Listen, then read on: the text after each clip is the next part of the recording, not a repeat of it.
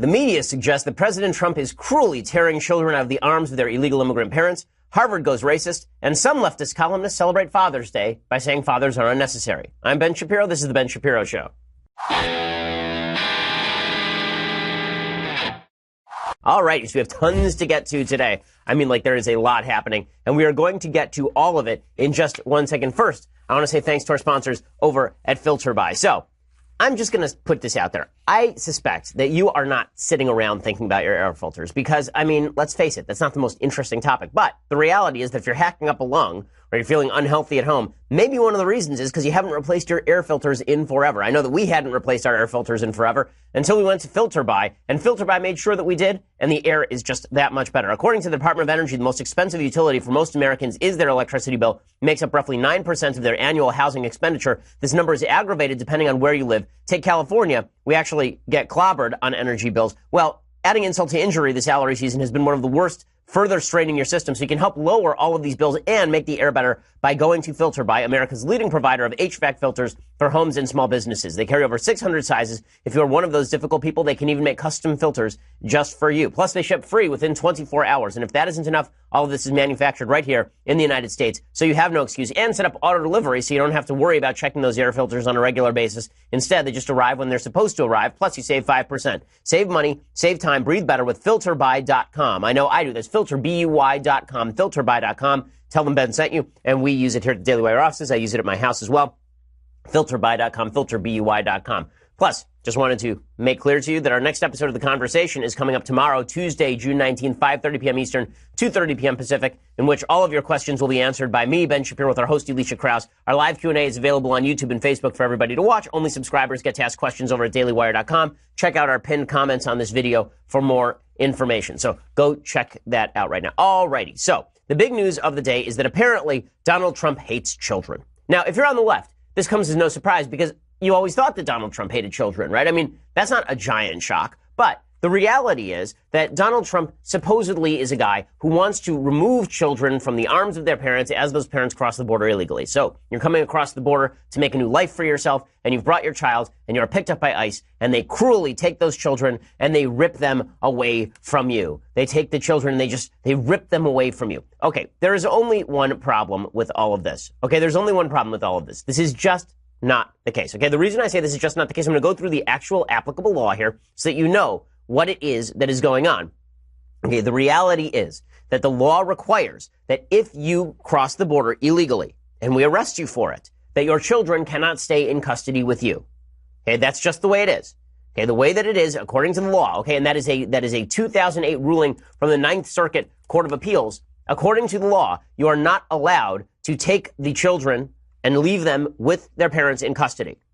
Okay, so the Ninth Circuit Court ruled that non-detention of minors applies to accompanied illegal immigrants. The reason this happened is there was an agreement, it's called the Flores Agreement, back from the 1990s, in which the federal government was sued, and they came to a federal settlement, and the federal settlement said that when unaccompanied illegal children come across the border, they have to be released, remanded into the custody of some sort of parental figure or guardian in the United States. And then the Ninth Circuit Court of Appeals in 2016 ruled that those children actually had to be released, whether or not they came with a parent. So you come across with mommy and daddy, we still cannot keep you in custody for a long period of time. We still have to release you ASAP. Now, the problem with this is this has created a spate of headlines that Donald Trump, because he is more strictly enforcing border laws, that because he is doing that, this means that that he is somehow separating the children from their parents. Again, it is by operation of law that the kids are removed from their parents. It is not Donald Trump decided, I want to remove children from their parents, and therefore I'm cruel and nasty, and that's what I want to do. That's not how any of this works. Rich Lowry has a good column making all of this clear. He points out in his column at National Review today, the Trump administration is not changing the rules that pertain to separating an adult from a child. Those remain the same. Separation happens only if officials find that the adult is falsely claiming to be the child's parent, or is a threat to the child, or is put into criminal proceedings. And it's the last that is operative here. The past practice had been to give a free pass to an adult who is part of a family unit. The new Trump policy is to prosecute all adults. The idea is to send a signal that we are serious about our laws and to create a deterrent against reentry. Illegal entry is a misdemeanor. Illegal reentry, however, is a felony. When a migrant is prosecuted for illegal entry, writes Rich Lowry, he or she is taken into custody by the U.S. Marshals. In no circumstance anywhere in the United States do the marshals care for the children of people they take into custody. The child is taken into the custody of HHS, that's Health and Human Services, who cares for them at temporary shelters. The criminal proceedings are exceptionally short, assuming there is no aggravating factor such as a prior illegal entity or another crime. The migrants generally plead guilty, and they are then sentenced to time served, typically all on the same day, although practices vary along the border. After this, they are returned to the custody of ICE for deportation. If the adult then wants to go home, in keeping with the expedited order of removal that is issued as a matter of course, it's relatively simple. The adult is reunited quickly with his or her child, and the family returned home as a unit. In this scenario, there is only a brief separation. When it does become more of an issue is when parents start claiming asylum. If you claim asylum, adults are going to be detained longer, and the law is that you are not allowed to hold children for longer than 20 days in custody. And that's the Flores consent decree. A ruling by the Ninth Circuit extended the 20-day limit to children who come as part of family units. So even if you would like to hold a family unit together, even if you want the kid to stay with mommy and daddy, you cannot by operation of law. You are forbidden from doing so because the Ninth Circuit Court of Appeals wanted to make it less appealing for the government to keep families in custody. They wanted all of these families released into the general population in the United States. Rich Lowry writes, the clock ticking on the time the government can hold a child will almost always run out before an asylum claim is settled. The migrant is allowed 10 days to seek an attorney. There may be continuances or other complications. This creates the choice of either releasing the adults and the children together into the country, pending the adjudication of the asylum claim, or holding the adults and releasing the children. If the adult is held, HHS places the kid with a responsible party in the U.S., ideally a relative. Even if Flores didn't exist, the government would be very constrained in how many family units it can accommodate. ICE only has about 3,000 family spaces in shelters. It is also limited in its overall space at the border, which is overwhelmed by the ongoing influx. So family units can go home quickly. All they have to do is not plead asylum, and they can all go home together.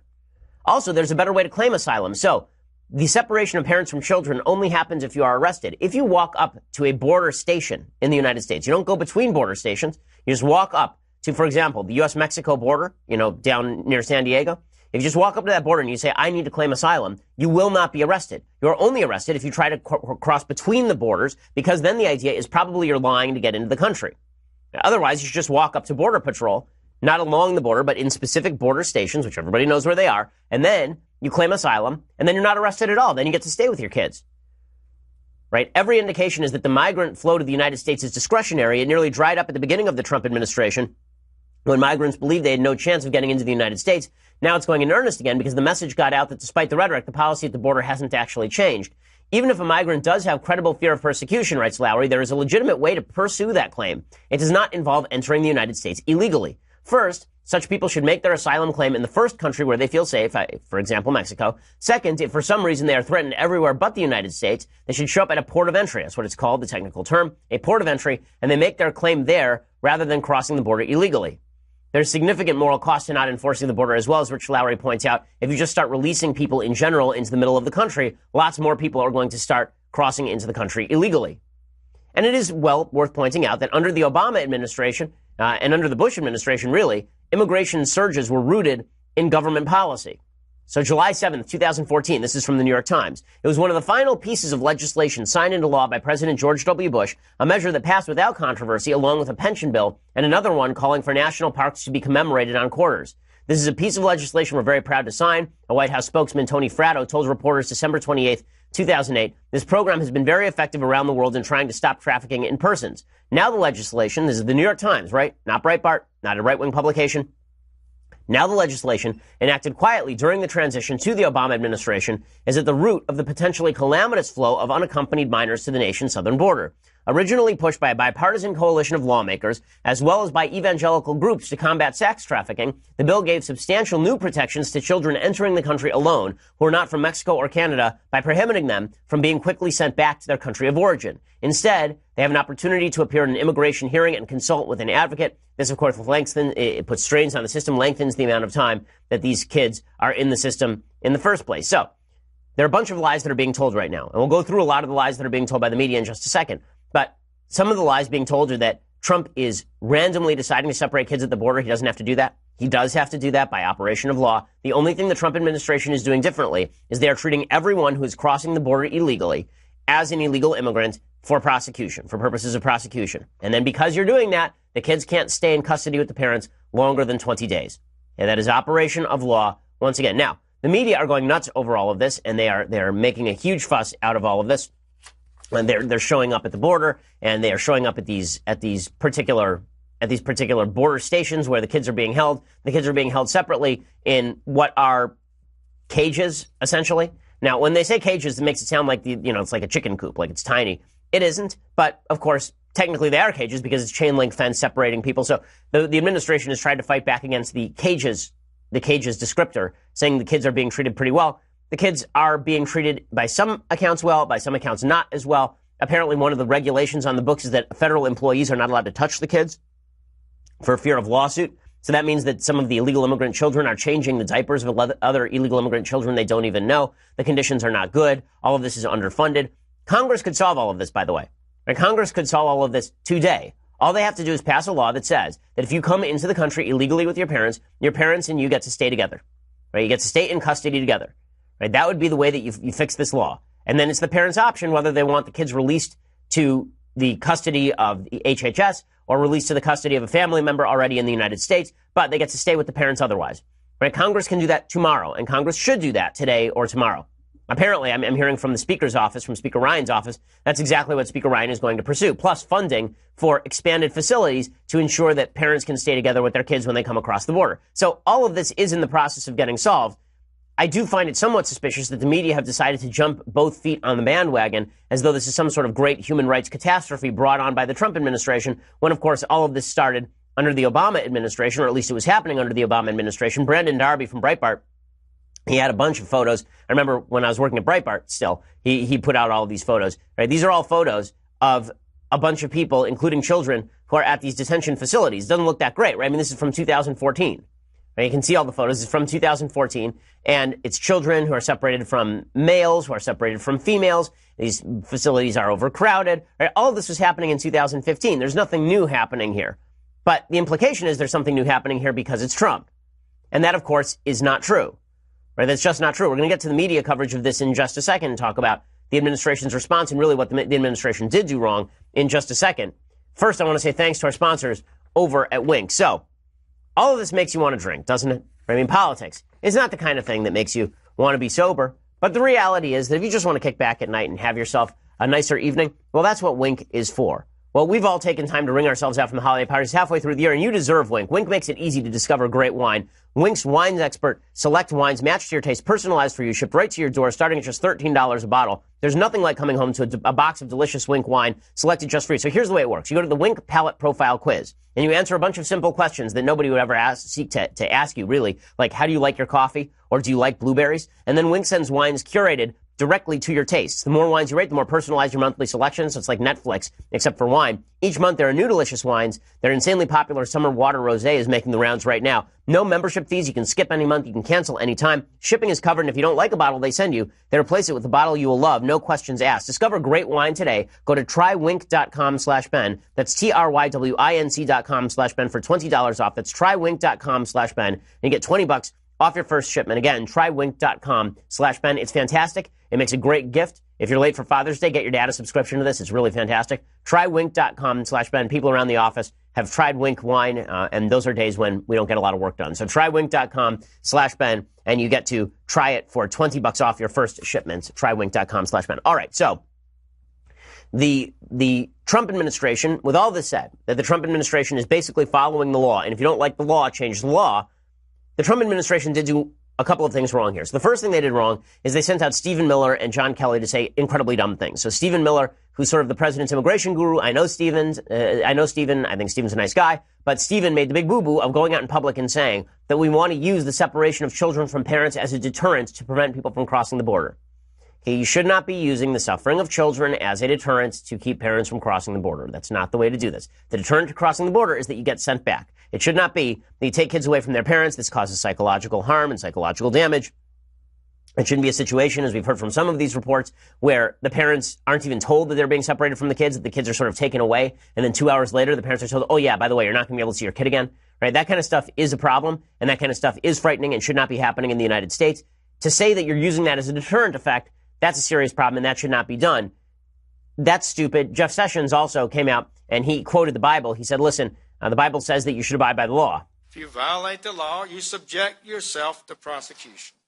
And I would cite you to the Apostle Paul and his clear and wise command in Romans 13 to obey the laws of the government, because God has ordained the government for his purposes. Okay, so again, I know Senator Sessions or Attorney General Sessions, and I think on some of his immigration policy, he's been exactly right. You probably shouldn't be grinning so broadly when you talk about separating families from their children. It's just not smart. For folks who can't see the video, he's standing there and he's grinning pretty broadly as he quotes the Apostle Paul. Again, you don't have to do that. Just say, abide by the laws of this country. I mean, this is a very serious topic, obviously. Well, the Homeland Security Secretary Bridget Nielsen, Kirstjen Nielsen, she has come forward and she says that the reporters and by members of Congress, the reporting is not true on this, and she's correct. She says this misreporting by members, press, and advocacy groups must stop. It is irresponsible and unproductive. As I've said many times before, if you are seeking asylum from your family, there's no reason to break the law and illegally cross between ports of entry. This is exactly right. Right now, the policy is if you cross between ports of entry, we will arrest you and we'll prosecute you. But if you show up at one of the border ports of entry, then you'll be treated as an asylum seeker and you won't be separated from your kids. And she continues, she says, you're not breaking the law by seeking asylum at a port of entry.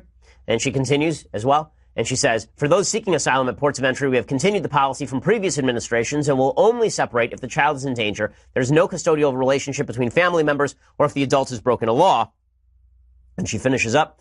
She says, DHS takes very seriously its duty to protect minors in our temporary custody from gangs, traffickers, criminals, and abuse. And then she finishes by saying, we do not have a policy of separating families at the border, period. Everything she says there is factually true. Now, the media are lying about this. And in just a second, I'm going to show you how the media are lying about all of this and turning it into a major issue when, in fact, this is an easily solvable issue if we could just get past all the politics. So we begin with Chuck Todd. So Chuck Todd has on Kellyanne Conway on NBC News on Sunday. And he says that the goal of the Trump administration is to hold children hostage to get Democrats to pass some law. That obviously is not the goal here. The operation of law, it's not up to Trump. The operation of law says that if you arrest a parent illegally crossing the border, the kid cannot be held in custody for longer than 20 days. That is the law. Trump did not make up the law. Trump cannot violate that law unless he just decides to release illegal immigrant parents who are crossing between border ports of entry illegally.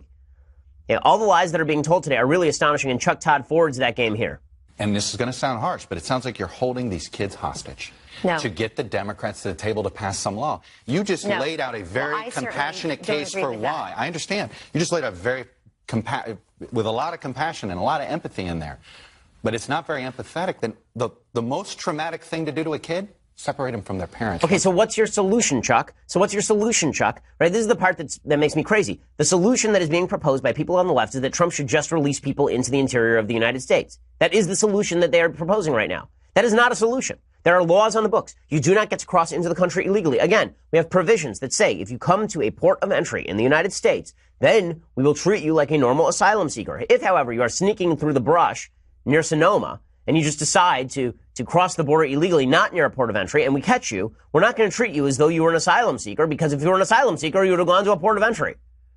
Right, but the media are just lying flat out about this. I will say I thought the most hilarious thing is after Jeff Sessions quoted the Bible to say that people should abide by the law, MSNBC decided to ask, what would Jesus do? So apparently Trump has now won the war on Christmas. Trump has officially won the war on Christmas because he's got the anchors at MSNBC actually reading the Bible. I do enjoy when folks on the left start reading the Bible and they skip over all the parts about, like abortion and same-sex marriage and adultery, and they skip over all of those parts and they go straight to the most vague portions that support their position. So here's Ali Velshi on MSNBC, who I guess went to some sort of seminary, and he did a full segment on MSNBC called What Would Jesus Do About Illegal Immigration? But Jesus said, suffer little children and forbid them not to come unto me, for of such is the kingdom of heaven. What does that do with illegal immigration? To Matthew chapter 25 again, this time verse 40. And the king shall answer and say unto them, verily I say unto you, inasmuch as ye have done it unto one of the least of my brethren, ye have done it unto me. That's just a small sampling of what's in the Bible. Well, hallelujah. MSNBC calling out the priests and the pastors to talk about everything that's going on the border. Again, you're not going to see them do this with regard to Planned Parenthood. That was the most ironic tweet in all of this. Planned Parenthood tweeted this out. So here's what Planned Parenthood tweeted. They tweeted out, in our hearts and minds today, all of the fathers and parents who have been separated from their children at borders, keep families together. # Father's Day. And then it says, you deserve to be together regardless of immigration status. Keeping families together is reproductive justice. You kill babies. Okay, that's what Planned Parenthood does for a living. 300,000 unborn children a year. Now, whatever you may say about separating families from children at the border, and again, I think there's an easy congressional fix to all of this that Speaker Ryan's office has told me they're already pursuing today. You know, even if you believe that that's something that ought to be fixed, what Planned Parenthood does to kids, a lot worse than separating them at the border for a week and a half. Okay, they kill them. So I do love how the left suddenly is interested in God and the Bible when it comes to illegal immigration. By the way, I just want to note this, you know, as someone who's fond of the Old Testament, right? I wear the funny hat on my head because I am fond of the Old Testament. And I like it in the original Hebrew, you know, the hardcore way. And whenever it talks about treating strangers in your land with certain respect, the precondition in all of Jewish law for all of Jewish history is that people have to accept the law of the land. If you violate the law of the land, you're not treated like a stranger in the land, like a ger toshav, right? You instead are treated like somebody who's violating the law of the land. You're treated like a criminal. So to misquote the Bible purposefully is really ridiculous. Now, the worst of all is Kathy Griffin, of course, because Kathy Griffin only makes a headline when she says something absolutely awful. So she decided that she would go off on Melania. She said, F you, Melania. You know damn well your husband can end this immediately. Feckless, complicit piece of bleep. I do love that so many folks on the left are so angry at all the women in the Trump administration. They're feckless and complicit. It's so funny. All those people wouldn't say that Hillary Clinton was feckless and complicit when it came to her husband's exploitation of women, but it's a different thing when you're talking immigration policy and Melania Trump. Like, Melania's just going to stroll on into the Oval, and suddenly Trump's going to shift his immigration policy because Melania said something. Now, the routine that is making the most headlines today is Laura Bush has an op-ed today that we need to go through in just a second. Plus, you have a bunch of preening Democratic lawmakers I want to talk about. First, I want to say thanks to our sponsors over at Stamps.com. So right now you can get practically everything on demand, right? I get everything on demand. I get my entertainment on demand. I get products on demand. So why are you still taking trips to the post office to mail letters and packages? Doesn't matter how much you love the post office. It's pretty great. But the reality is that you can save a lot of time and money simply by staying in your office and going over to Stamps.com. You can access all the amazing services of the post office right from your desk 24/7 when it is convenient for you. You can buy and print official U.S. postage for any letter, any package using your own computer and printer. The mail carrier picks it up. You just click, print, mail, and you're done. And then go over to Stamps.com. You get a special deal right now. When you use promo code Shapiro, it includes $55 of free postage, a digital scale, and a 4-week free trial, which is pretty amazing. So go check it out right now. When you go to Stamps.com, before you do anything else, click on the radio microphone at the top of the homepage, type in Shapiro, that's Stamps.com, and enter promo code Shapiro. Again, it includes up to $55 free postage, a digital scale, and a 4-week trial. See whether you like it. We use Stamps.com here at the Daily Wire offices. It saves us a lot of time. We don't have to have our employees run over to the post office. It saves me a lot of time at home. Again, you just print it right out onto the envelope, the postage. They give you a postage meter as well.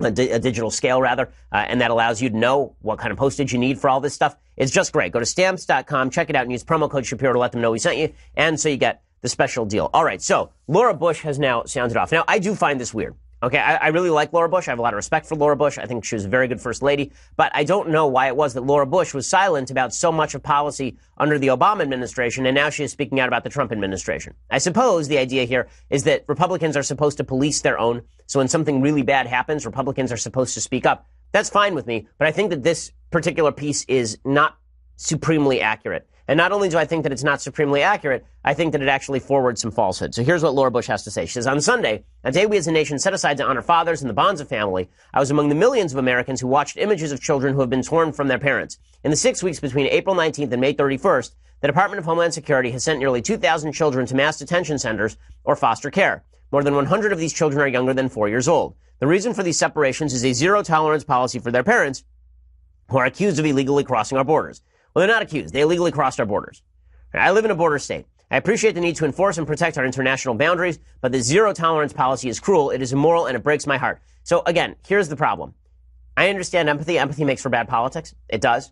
Okay, sympathy makes for good politics. Empathy makes for bad politics. Sympathy is, I feel bad for you. Empathy is, I feel you, meaning I am putting myself in your shoes. Well, how about putting yourself in the shoes of the immigration agent who has to decide whether to release an unvetted illegal immigrant family into the country? Okay, there are stories, by the way, of gangs who have been smuggling children across the border specifically for this purpose because they know that if they have a kid with them, they're more likely to be released into sort of general society. Now, that's a rarity, but it is happening. And we have to be vetting who comes into the country in the first place. Is the policy supposed to be that if you show up with a 6-month-old, that we just release you into the country? Because right now, that's the law. Right now, you have two choices. I can either arrest the parent and separate out the kid, or I can release them into the country. If the idea is you come in with a kid under 4, you get released, how many people do you think are going to rush that border? A lot of people. This is not to say you should create a policy to deter immigration by separating the kids. Instead, you should change the policy so the kids get to stay with the parents in some sort of custody. That'd be the way to do this. But if the alternative is release a bunch of kids into the middle of the country with their parents, I just don't see that. Here's what Laura Bush writes. She says, our government should not be in the business of warehousing children in converted box stores or making plans to place them in tent cities in the desert outside El Paso. These images are eerily reminiscent of the Japanese internment camps of World War II, now considered to have been one of the most shameful episodes in American history. We also know this treatment inflicts trauma. Interned Japanese have been 2 times as likely to suffer cardiovascular disease or die prematurely than those who are not interned. This is not Japanese American internment, okay? That was taking American citizens and forcibly relocating them to camps when they were integrated into American society already. That they had rights under the U.S. Constitution. The same is not true of people illegally crossing the border. And again, it was the Ninth Circuit Court of Appeals, the most left court in America, that made this policy. It was not Trump. I don't like the inaccuracy here. He can make a case for legislation that fixes all of this without being inaccurate about your reporting. Laura Bush continues, Americans pride ourselves on being a moral nation, on being the nation that sends humanitarian relief to places devastated by natural disasters or famine or war. We pride ourselves on believing that people should be seen for the content of their character, not the color of their skin. We pride ourselves on acceptance. If we are truly that country, then it is our obligation to reunite these detained children with their parents and to stop separating parents and children in the first place. People on all sides agree our immigration system isn't working, but the injustice of zero tolerance is not the answer. I moved away from Washington almost a decade ago, but I know there are good people at all levels of government who can do better to fix all of this. It says in 2018, can we not as a nation find a kinder, more compassionate, and more moral answer to this current crisis? I, for one, believe we can. Yes, of course we can. But this starts by not being inaccurate about the state of the law. It starts by not being inaccurate about the state of the law. It also starts by not being inaccurate about illegal immigration and the cost of illegal immigration. Now, there's been a lot of talk about illegal immigration increasing crime rates. The data are mixed on all of that. There's been a lot of talk about illegal immigration and its effects on the economy. The evidence suggests that illegal immigrants are more of a drain on the economy than a help to the economy since they don't pay taxes. They pay, state sales tax, but that's about it. But it is certainly true that every crime that is committed by an illegal immigrant inside the United States is a crime that didn't need to happen. For example, over the weekend, authorities said 5 undocumented immigrants are dead following a chase involving Border Patrol agents on Sunday afternoon. Dimmitt County Sheriff Marion Boyd said the crash happened off Highway 85 in Big Wells at about noon. Boyd said agents were chasing the SUV when it lost control and overturned. The vehicle was traveling at more than 100 miles per hour when it crashed. 14 people were inside, including the driver and passenger. 12 immigrants were ejected. 4 died at the scene when the car crashed and rolled over, according to Boyd. A 5th person later died at the hospital. A total of 9 people were transported to the hospital, including 5 who went to San Antonio Military Medical Center. The rest went to local hospitals. The driver is a United States citizen who was among those transported. A Border Patrol agent observed 3 vehicles traveling one behind the other on FM 2664 and suspected a smuggling attempt was happening, the agency said in a statement. The agent was able to stop one of the vehicles and called out a description of the other 2. A second Border Patrol agent was able to pull over the second vehicle. The third refused to stop. The agency said multiple arrests were made in both vehicles. The passenger, also believed to be a U.S. citizen, is currently in custody. Boyd says they need a wall built in this area because this is a real problem in the area. Okay, so while there's a lot of talk about weakening immigration law, we ought to remember that a country worth its salt does have borders. Now, lawmakers are making hay while the sun shines here. So are politicians. General Michael Hayden, who is a member of the Obama administration, I believe. I would have to actually look up his credentials. But Michael Hayden tweeted this out. Like Laura Bush, trying to compare all of this to internment camps. Michael Hayden then tweeted out a picture of the railway station at Auschwitz, right? Like Auschwitz-Birkenau. And he tweeted out, other governments have separated mothers and children. This is so insulting and so insanely stupid. I can't even tell you. It is bad enough to compare this to Japanese American internment camps because it is not similar. Okay, it isn't. But to compare it to the Nazis is just insane. He's a retired U.S. Air Force 4-star general. He's former director of National Security Agency and former director of the CIA is Michael Hayden.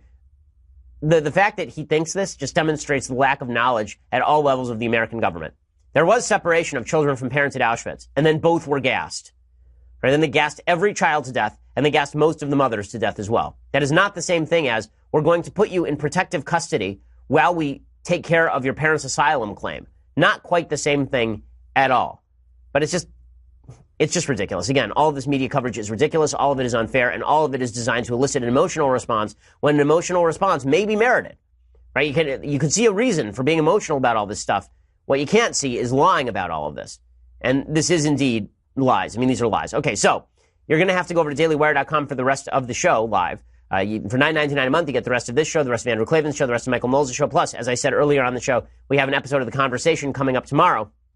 And that episode of The Conversation will include me taking your questions. When you're a subscriber, you get your questions asked. When you aren't, you don't. You just sit there in chastened silence as I answer the questions of others. If you get the annual subscription, you get this, the very greatest in leftist tears, hot or cold tumblers. It is just fantastic. It is magnificent. When I go to public events, I see people bring them with them. They cherish them. They treasure them. They put them in glass cases so that they're not harmed. That's how great these are. That's how much people love the tumblers. You get that for $99 a year, cheaper than the monthly subscription. So go check that out right now. Also, go check out our YouTube and our iTunes page. Please subscribe. Please leave us a review. We always appreciate it. We have another Sunday special that came out yesterday with Michael Shermer. You're really going to enjoy. And when you subscribe, you get that as well. We have another Sunday special next week. I'm trying to remember who we have next week.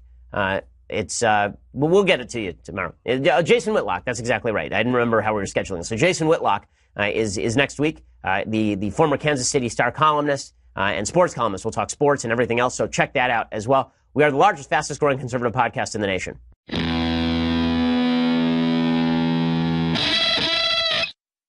And so among all of these stupid responses to this immigration debacle is Bill Clinton. So Bill Clinton responded to all of this because we obviously need his take on the immigration situation. He tweeted out, on this Father's Day, I'm thinking of the thousands of children separated from their parents at the border. Honestly, I thought on Father's Day he might be thinking of all the children he's never met that he has. He said, on this Father's Day, I'm thinking of the thousands of children separated from their parents at the border. These children should not be a negotiating tool, and reuniting them with their families would reaffirm America's belief in and support for all parents who love their children. Okay, well, I seem to remember back to the 90s, like flashback back to the 90s. Remember this picture? Remember this one? Yeah. That was when they took Elian Gonzalez from his family at gunpoint and then sent him back to Cuba, right? Because we had to have good relations with Cuba. It was very important. So we actually sent a SWAT team in to remove Elian Gonzalez from the United States. But apparently, on Father's Day, this is what Bill Clinton doesn't remember. Right? Bill Clinton, amidst his hookers and blow, he's sitting around thinking about all of the children separated from their parents at the border. All of this is just overwrought and has nothing to do with the actual law. Again, there will be a law passed this week to fix this process as well. There should have been before. Now, I'm glad there's focus on it because I think the process ought to be fixed, but there's no reason to lie about it. And you see all these lawmakers who are lying about it. Here, lawmakers holding a press conference after touring in the immigration facility. This is Representative Sheila Jackson Lee, one of the greater demagogues in the country, Democrat from Texas. And here she is making a fuss. Let me just quickly say that when you have a mother tell you directly that she's in fear that she will never see her child again, and when the United Nations Human Rights Commission indicates to the Trump administration you're violating human rights, then you know that what we are saying today is, President Trump, cease and desist, because you are moving the arc of justice to the heap of despair and the trash heap of injustice. Whoa. After the parents are in handcuffs, their kids are taken away to parts unknown. That is appalling, and it is un-American. Okay, that's Peter Welch, Democrat from Vermont. Heap of despair and trash heap of history and arcs of justice, and oh my goodness. Okay, if you're a parent and you feel like you're never going to get your kid back, that's horrifying, obviously, which is why we should correct the situation. It is also true that every child has been returned to their parent. Has there been a case where a kid has been permanently removed from their parent? Have we heard of any of those cases? No, because this is all exaggeration. Okay, now, again, the policy is not good, but this policy was not implemented by the Trump administration. All they're doing is enforcing the immigration law. That's it. That's the whole thing. Okay, but it's so irritating to watch people fib and lie about the situation. And the stuff is, it's fibs and it's lies, and it's inappropriate to fib and lie about politics, even if you think that it's going to be helpful. These are the same people who say that Trump lies routinely, while the media are lying about the situation, and it's really, really unpleasant. Okay, now speaking of unpleasant, Peter Strzok, you'll recall last week we talked at length about the Department of Justice Inspector General report about the FBI's actions in the Hillary Clinton email case. And that IG report was pretty damning. The person at the center of the IG report was Peter Strzok. Peter Strzok was an FBI agent who was one of the head agents in charge of both the Russia investigation as well as the Hillary Clinton email investigation. And you'll recall that there was a text that he sent to his lover. He's a delightful fellow who's married, having an affair with a woman who's also married, so just delightful people all the way around. And she texted that Trump wouldn't be president, she hopes, basically. And he said, we'll stop it. Right? That was a direct quote. We'll stop it, which is just fantastic.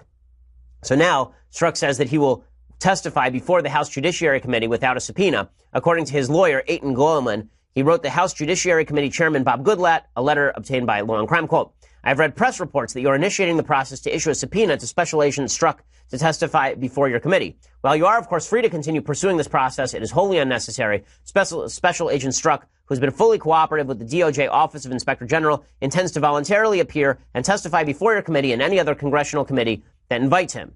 So the reason that he's so eager to get in front of the committee, obviously, is because he can fib about all of this. He can just say, when I said we'll stop it, I mean all of the anti-Trump voters, right? That's really what I meant. Or when I said that I don't want Trump to be president, I didn't mean I was going to use my official auspices to do all of this. Or when I decided that I was going to delay the decision-making about Hillary Clinton's email investigation to pursue the Russian investigation, which is what happened between late September and late October, that when I made that decision, that wasn't politically motivated. After all, if I were politically motivated, I would release all this stuff to the press.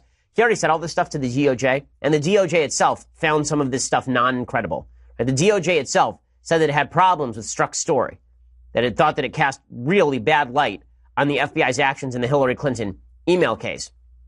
On Thursday, the DOJ's Office of the Inspector General blasted Strzok for his behavior amid the probes into Russia collusion and Hillary Clinton's emails. To say they were ambivalent doesn't quite capture their tone. On the one hand, investigators said they found no evidence tying investigative decisions to anti-Trump messages involving Strzok, according to lawandcrime.com. On the other hand, quote, when one senior FBI official, Strzok, who helped lead the Russia investigation at the time, conveys in a text message to another senior FBI official, Page, that, quote, will stop candidate Trump from being elected, after other extensive text messages between the two disparaging candidate Trump, it is not only indicative of a biased state of mind, but even more seriously implies a willingness to take official action to impact the presidential candidate's electoral prospects. This is antithetical to the core values of the FBI and the DOJ. Moreover, as we describe in Chapter 9, in assessing Strzok's decision to prioritize the Russia investigation over following on the Hillary-related investigative lead discovered on the Wiener laptop in October 2016, these text messages led us to conclude we did not have confidence that Strzok's decision was free from bias. So how's the lawyer fighting back? He says, well, Special Agent Strzok did not backburner inspection of the Wiener laptop in fall of 2016. Second, while Special Agent Strzok openly admitted he believed the Russia investigation was far more important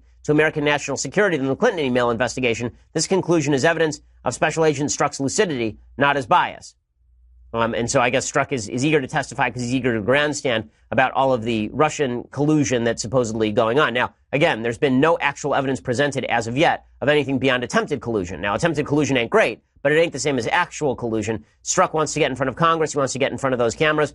It needs to happen, right? And here's the reality. No matter what he says, the left will claim that Strzok was acting in the best interests of the country, and the right will suggest, I think rightly so, that bias was taking place with regard to the Russia investigation and the Hillary investigation. Bottom line is this. Strzok is still working at the FBI. How he has not been fired is absolutely beyond me. It's absolutely beyond me. No other area of American government would you be allowed to get away with this. If you were a local police officer and there were a shooting and they found in your messages, text messages about the person that you shot, then about how you were eager to watch that person die, right? Presumably you'd be prosecuted. Okay, Peter Strzok basically did that with regard to the Trump investigation, and we're all supposed to pretend that it didn't happen? Yeah, that's ridiculous. Okay. Now, meanwhile, speaking of ridiculous, there's a lot of talk on college campuses these days about structural bias, about racism, institutional racism. Well, now it turns out that Harvard University is institutionally racist. So a group that is suing Harvard University is demanding that it publicly release admissions data on hundreds of thousands of applicants, saying the records show a pattern of discrimination against Asian Americans going back decades. The group was able to view the documents through its lawsuit, which was filed in 2014 and challenges Harvard's admissions policies. Basically, what they found is that Harvard kept saying over and over and over that all Asian applicants were not good leaders, basically. And they said that they were not good leaders or they had personal flaws, and that's why they couldn't be admitted despite higher test scores. And what you see is a bevy. So the Caltech, I saw a fascinating chart over the weekend. Caltech admits people simply on the basis of scores and on the basis of grades. And what you saw is that the number of Asian Americans at Caltech has been increasing dramatically over the past 20 years. Right? It started off at a certain level, and then it rose dramatically to the point where it is now, and it looks like a straight line up, basically. It's an arithmetically increasing line.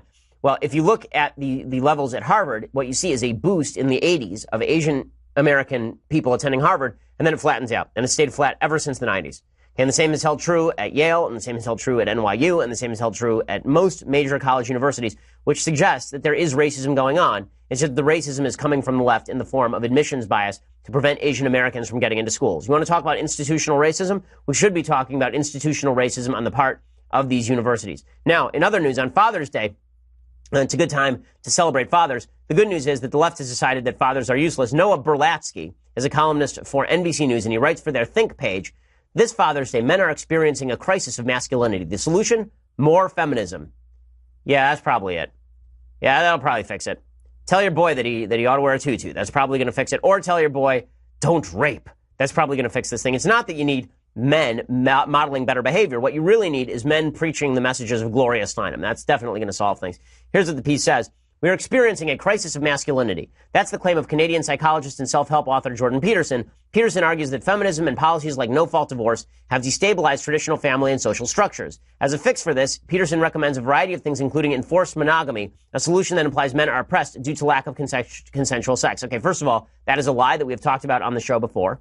Jordan Peterson, when he says enforced monogamy, he does not mean government-enforced monogamy. He means a societal standard that promotes monogamy, which I thought feminists would be for in many cases, so that men wouldn't be scumbags cheating on them on a routine basis.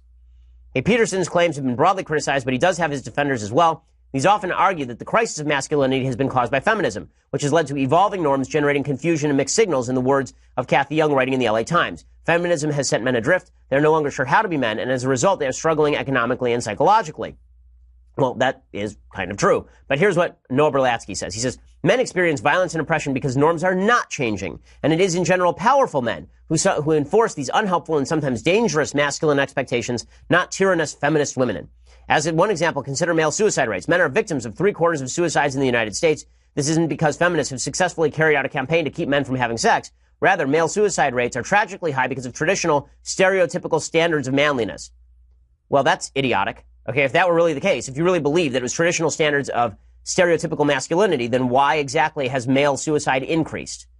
Right? If the standards were the same 50 years ago as they are today, you would expect the suicide rate to be the same 50 years ago as it was today. It isn't.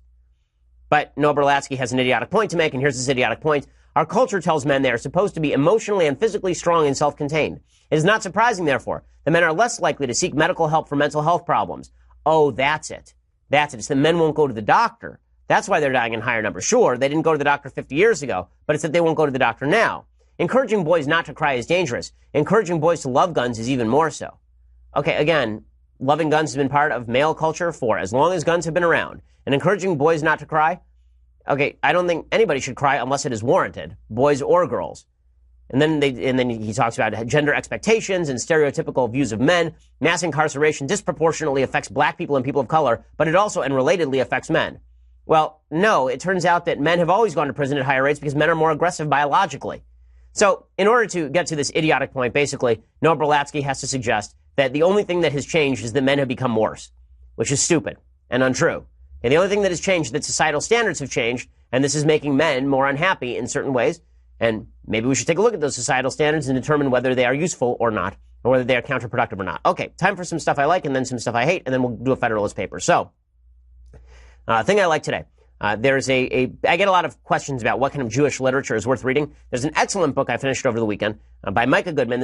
This came out in Hebrew in Israel. It's been translated now. It's called Maimonides and the Book That Changed Judaism: Secrets of the Guide for the Perplexed. It really is a sophisticated take on Guide for the Perplexed, which is a very difficult book to read unless you know it's Aristotelian philosophy and teleology. And you've read some Plato. It's a very complex book. Leo Strauss, who's one of the great philosophers of the 20th century, has about 500 pages of essays on the Guide for the Perplexed. Well, Micah Goodman breaks it down in very user-friendly fashion. The book's only about 240 pages, something like that. Really worth a read. Micah Goodman's Maimonides and the Book That Changed Judaism. So if you're interested in sort of a good take on what Judaism constitutes, this is a pretty good primer on some basic philosophy in Judaism. It's definitely worth the read. Okay, other things that I like. So this was hilarious. So Jimmy Kimmel was criticizing Ted Cruz. And Ted Cruz challenged Jimmy Kimmel to a game of basketball. And Jimmy Kimmel took him up on it. Now, I'm old enough to remember, because I'm from Los Angeles, when Jimmy Kimmel was the sports guy on Kevin and Bean on K-Rock 106.7 out here. He was that was literally how he started his career. He started his career by giving the sports updates in the morning on K-Rock. Now, suffice it to say that I did not listen to K-Rock on my own. I was in a carpool, and I used to sit in the middle of the back seat in carpool because I was the smallest kid, and I did not get to choose what was on the radio. But that meant I heard a lot of Jimmy Kimmel in his younger days doing the sports updates. The sports guy played Ted Cruz, and Ted Cruz beat him. Ted Cruz beat Jimmy Kimmel in basketball, which is just hysterical. He beat him apparently 11-9, and Ted Cruz had a good sense of humor about the whole thing. He went out and took a picture with Grayson Allen because they're lookalikes, Grayson Allen, the Duke star, and Ted Cruz. And he beat him 11-9. They raised a bunch of money for charity. And this leads me to think that we should have more charity basketball games between celebrities because something like 5,000 people showed up, which is more than a typical WNBA game. So why not? Ted Cruz versus Jimmy Kimmel, I'd be more interested in watching that than the WNBA. I mean, I'm sure the level of skill is higher in the WNBA, but still, Jimmy Kimmel, and it's a disgrace to the game of basketball, I'm sure, but it was pretty funny. I mean, if you look at the footage. So good for Ted Cruz. That's got to be just a blot on Jimmy Kimmel's record. He's just got to go home and cry about that every night, that he got beat by Ted Cruz in basketball. Hilarious. Okay, time for a thing that I hate. All right, so Van Jones, right, had on Kim Kardashian. Kim Kardashian, of course, is one of the great moral voices of our time. She just, as we know, freed Alice Johnson from prison, the 63-year-old drug dealer who dealt in 3,000 kilograms of cocaine, something like that. So that's very exciting. So she got one person free. Now she's apparently looking for other people on death row that she can go to President Trump with and try to get him to pardon. So that's very exciting. Van Jones sat down with Kim Kardashian, and he asked her if she wanted to run for public office. Oh, no. Would you ever run for office? Oh, I don't think that's even on my mind. Trump's president. It could happen. I know. That's why Kanye loves him. It's the idea that anything can happen. So, could anything happen with, I guess never say never, but that's not going to be like a Kim's run. Never say never for Kim Kardashian. That's just what we need. Great. Okay, you made a celebrity culture. Live in that celebrity culture. It's garbage. It's garbage. Just because people are famous doesn't mean that they're smart or know what they're doing on politics or know that... I know. We're all supposed to pretend that it's wonderful because Kim Kardashian's talking with Trump, and now we're all supposed to pretend that this is like a great thing. Yay! So exciting! Woo! Okay, I am not excited that Kim Kardashian is talking with Trump because I don't think she knows things. Okay, I think she knows things about certain things. I don't think that the criminal justice system is one of those things. If Trump wants to talk with an expert referred by Kim Kardashian, that's one thing. But if Kim Kardashian is now going to be a politician, I hate that our politics has now suggested that study, reading books, knowing things, these are negatives. It makes you hoity-toity to know stuff. What utter nonsense and stupidity. Okay, one more thing that I hate. So there's an article at a site called The Cut about a woman who had her boyfriend move in with her and her husband, and they had a kid. So well done on screwing up your kid. And here's what the piece says by Ariel Greenberg, as told to Kim Brooks. Rob and I were together for 12 years before we decided to open our marriage. It happened not that long after we had our last child. For most of our relationship, I'd been very focused on my career and then motherhood, without much time to think about my sex life. Once we were done having kids, my sex drive came roaring back. We loved each other very much, but we'd never been a perfect match in terms of sexual compatibility. I told him I didn't think our marriage was big enough for my new sexual curiosity. I wanted to explore. Rob was very receptive, but we wanted to take things slowly. Okay, so note to ladies who say they want an open marriage. The reason your husband is very receptive to open marriage is because men are naturally polygamous and want to go screw as many women as possible. So no wonder your husband wanted in. Are you sure? Like, shocker. Okay, and then, first of all, I don't believe, I'm going to say this. I don't believe that the issue of sexual compatibility is a real issue. I think it's an issue of personal compatibility extended into the realm of sex.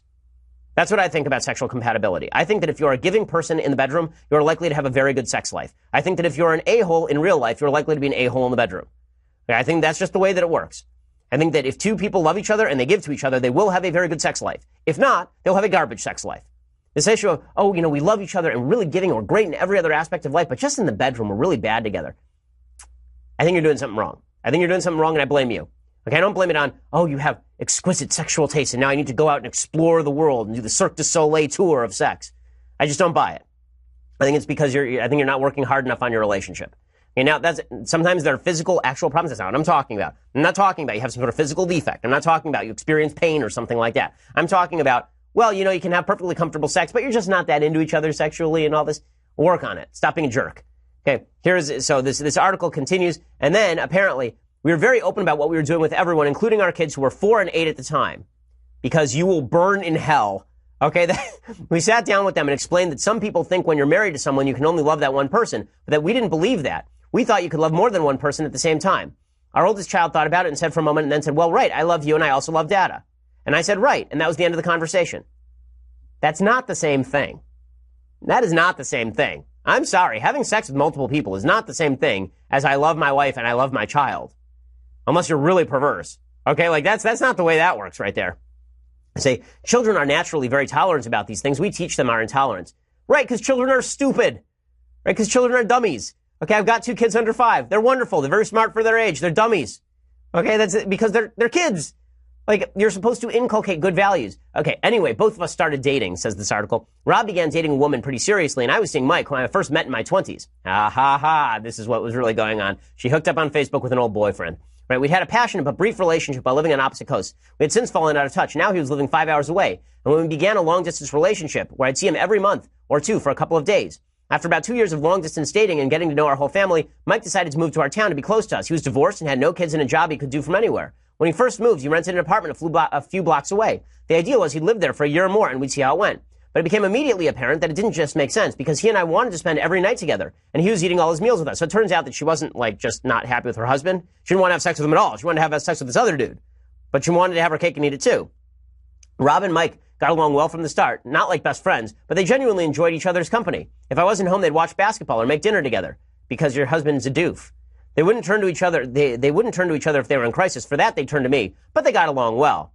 Of all the questions people ask me about non-monogamy, the one I get most is probably about the living arrangement. People want to know why Mike got to live with us while none of the people Rob dated got to. This seems like such a silly way to look at it. The reasons you do or don't choose to live with a partner are complicated. It's not that Mike got to live with us. It's that it made sense for him to move in. He was getting a divorce. He had no kids. He worked from home. And sure, we had 2 kids who weren't involved with Mike, but my kids don't matter because, hey, I want to get my rocks off.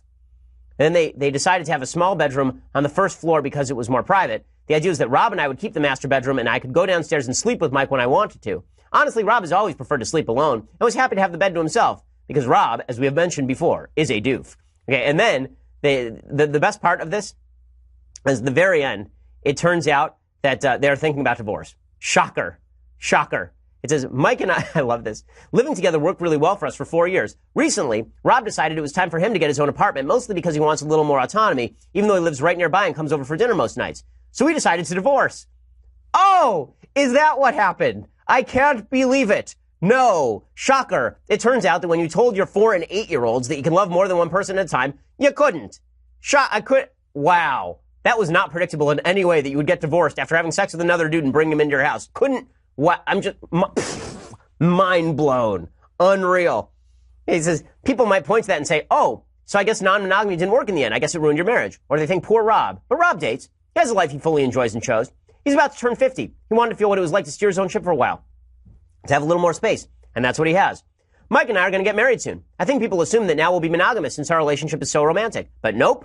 We have no interest in a marriage that doesn't provide us space to express and act on attractions to other people and to continue to change and grow. In a funny way, and given the statistics around infidelity, I think we're a lot more committed to non-monogamy than most monogamous people are to monogamy. No, statistically speaking, this is false.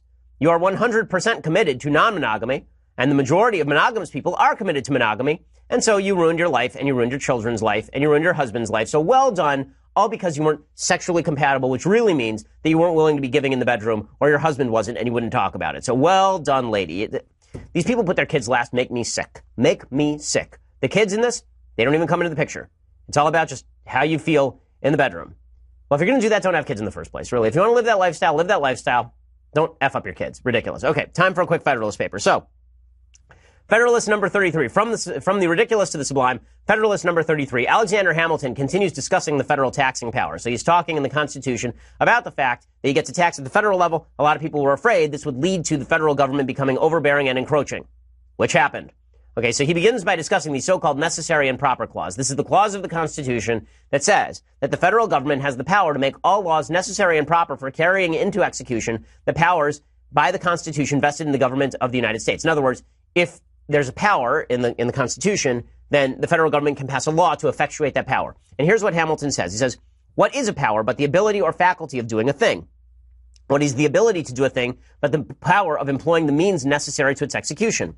What is a legislative power but a power of making laws? What are the means to execute a legislative power but laws? What is the power of laying and collecting taxes but a legislative power or power of making laws to lay and collect taxes? In other words, when it says necessary and proper, if I say you have the power, the legislature has the power to regulate interstate commerce, that means it has the power to pass laws and create agencies to effectuate those laws.